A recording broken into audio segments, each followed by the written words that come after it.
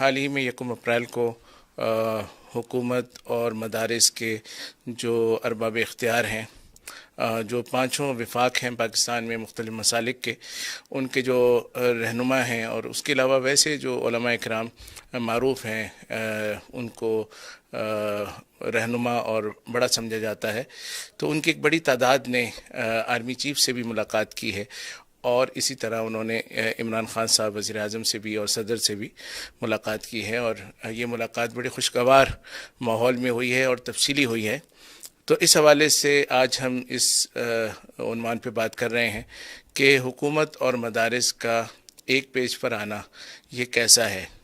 اور اس کے کیا فوائد ہیں اور کیا اس کے تقاضے ہیں، اور آگے چل کر کس سمت میں دونوں فریقوں کو جانا چاہیے۔ جہاں تک یہ بات ہے کہ اس ملاقات کو ہونا چاہیے تھا یا نہیں ہونا چاہیے تھا، تو یہ واضح بات ہے کہ اس وقت پاکستان جو ہے یہ مشکلات کا شکار ہے۔ پاکستان کو اپنے بقا کی جنگ درپیش ہے، بیرونی ممالک کی طرف سے بھی خطرات ہیں، معاشی خطرات بھی ہیں، اور جو ہم نے بڑی حد تک دہشت گردی پر قابو پایا ہے، تو اس حوالے سے بھی دوبارہ سے کچھ یعنی حملے اور دھماکے یہ شروع ہو رہے ہیں، تو اس حوالے سے بھی ایک تشویش کی لہر ہے۔ اور ظاہر ہے کہ اس کو مل ملا کے حکومت نے، فوج نے، اور جو لوگ بھی پاکستان سے نظریاتی وابستگی رکھتے ہیں، اور خاص طور پہ ان میں علماء اکرام ہیں، مدارس ہیں، تو ان سب نے مل کر ہی اس کو سنبھالنا ہے۔ تو ایسے حالات کے اندر بجائے اس کے کہ ہم ایک دوسرے سے دور ہوتے، اور بجائے اس کے کہ امریکی اور جو مغربی دباؤ ہے اس کی وجہ سے ہم ایک دوسرے پر الزامات لگاتے، یا پاکستان کی جو مسائل ہیں، کیونکہ پاکستان پہ زیادہ مسائل پیدا ہو رہے ہیں اس کی دہشت گردی کے الزامات کی وجہ سے، اور بھارت انہی چیزوں کو زیادہ پروموٹ کرتا ہے، اگرچہ وہ حقائق پر مبنی نہیں ہیں، لیکن ایک زمانے میں جب کہ اس کا بڑا شور تھا تو اس زمانے میں کچھ چیزیں ہو چکی ہیں، اور ان چیزوں اور ان قراردادوں کی بنیادوں پر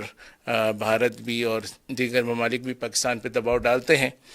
تو ایک سلسلہ اس طرح کا چل رہا ہے۔ تو ایک تصویر تو اس صورت میں یہ ہو سکتی تھی کہ حکومت یہ کہتی کہ یہ سارا جو ہے مذہبی لوگوں کی وجہ سے ہوا ہے،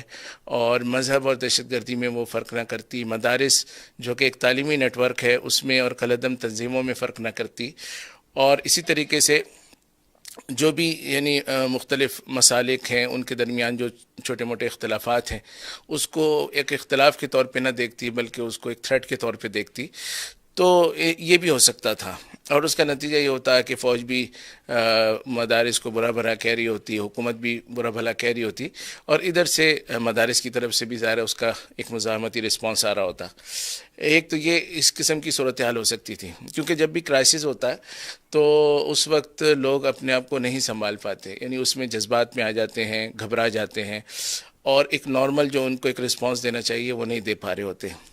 تو مشکلات میں ہمیشہ یہ مسائل ہوتے ہیں۔ تو ایک تو یہ ہو سکتا تھا کہ ان مشکلات کی وجہ سے فوج جو ہے وہ پریشان ہو جاتی، حکومت پریشان ہو جاتی، اور وہ اس کو ایک آسان ہدف سمجھتی کہ وہ مدارس کے خلاف بات کر کے عوام کے اندر بھی تھوڑا سا ایک امیج قائم کرے کہ ہم جو ہے نا مطلب اپنے آپ کو دہشت گردی سے نکالنے کے لیے مدارس کے خلاف ہم کارروائی کرنے جا رہے ہیں، تو اس طرح کی ایک صورت ہوتی ہے، اور مغرب کو بھی ایک پیغام جاتا ہے کہ واقعتاً یہ ہمارے ایجنڈے پہ عمل کر رہے ہیں۔ لیکن الحمدللہ اللہ تعالیٰ کا کرم ہے کہ ہمارے جتنے سٹیک ہولڈرز ہیں، پاکستان کے مفاد کے لیے جتنے سٹیک ہولڈرز ہیں، اس وقت وہ سارے سمجھدار ہیں، سنجیدہ ہیں، پاکستان سے والہانہ وابستگی رکھتے ہیں، اور حالات کا ادراک رکھتے ہیں، سمجھتے ہیں، ایک دوسرے کی مجبوریاں بھی سمجھتے ہیں، اور اس چیز کا نتیجہ یہ ہے کہ یہ جو مجلس ہوئی یہ بڑے اچھے ماحول میں ہوئی، اور وہ تصویر جو میں نے پہلے عرض کی وہ تصویر الحمدللہ ہمیں نظر نہیں آئی۔ بعض وزراء کے بیان سے اس قسم کا ایک تصور سا ضرور ابھرتا رہا ہے، کیونکہ بعض وزراء جو ہیں وہ جو عمران خان صاحب نے شروع میں مدینہ کی ایک نظریاتی ریاست کی بات کی تھی اس سے کافی ہٹ کر باتیں کر رہے ہوتے ہیں، تو لیکن یہ میں سمجھتا ہوں کہ یہ ان کے انفرادی ایشوز ہیں، ورنہ حکومت کی طرف سے اس میٹنگ کے اندر، اس مجلس کے اندر جو تاثر قائم کیا گیا ہے وہ بہت ہی زبردست اور بہت شاندار ہے۔ چنانچہ معروف دانشور اور مذہبی اسکالر مولانا زاہد الراشدی صاحب کے بقول پوری پاکستان کی جو تاریخ ہے اس میں اس قسم کی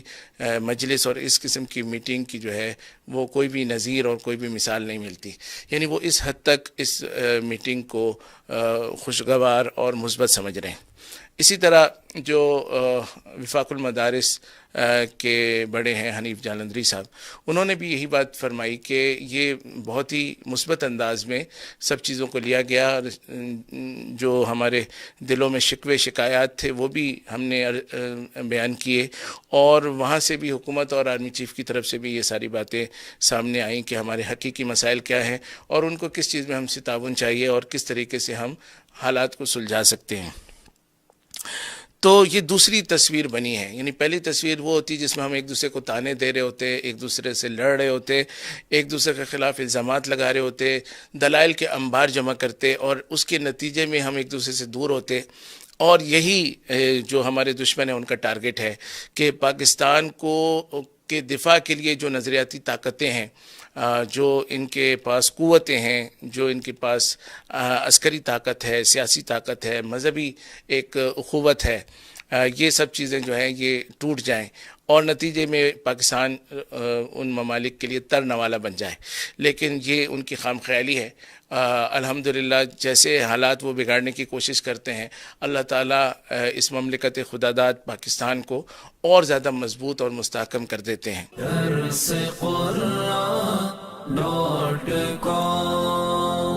www.darsequran.com